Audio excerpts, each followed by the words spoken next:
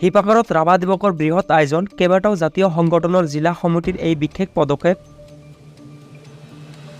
অসম জাতীয়বাদী যুৱ পৰিষদ, সংগ্ৰাম সেনা, সদৌ কোচ ৰাজবংশী ছাত্ৰ সন্থা আৰু ধায়ালি সন্মিলিত যুৱ সমাজৰ সহযোগত কেন্দ্ৰীয়ভাৱে ৰাভা দিৱস উদযাপন কৰা হ'ব।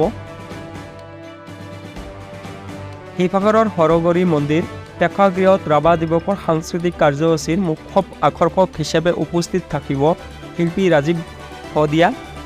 তাৰোপৰি চিত্ৰ অংকন, ৰচনা প্ৰতিযোগিতা, মাৰাথন দৌৰ প্ৰতিযোগিতা অনুষ্ঠিত কৰা হ'ব।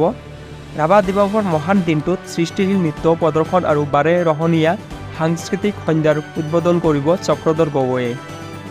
অসম জাতীয়বাদী যুৱ পৰিষদ, সংগ্ৰামী সেনা অসম আৰু সদৌ কোচ ৰাজবংশী ছাত্ৰ জয়াপাৰ আঞ্চলিক সমিতিৰ সহযোগত আৰু সন্মিলিত ধায়ালি যুৱ সমাজৰ উদ্যোগত আমি অহা 20 জুন তাৰিখে আমি ৰাভা দিৱস উদযাপন কৰিবলৈ লৈছোঁ।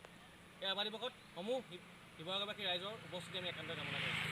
লগতে আমাৰ প্ৰতিযোগিতা আছে, চিত্ৰাংকন প্ৰতিযোগিতা, ৰচনা প্ৰতিযোগিতা, ৰাভা সংগীত প্ৰতিযোগিতা আৰু সৃষ্টি নৃত্য প্ৰদৰ্শন।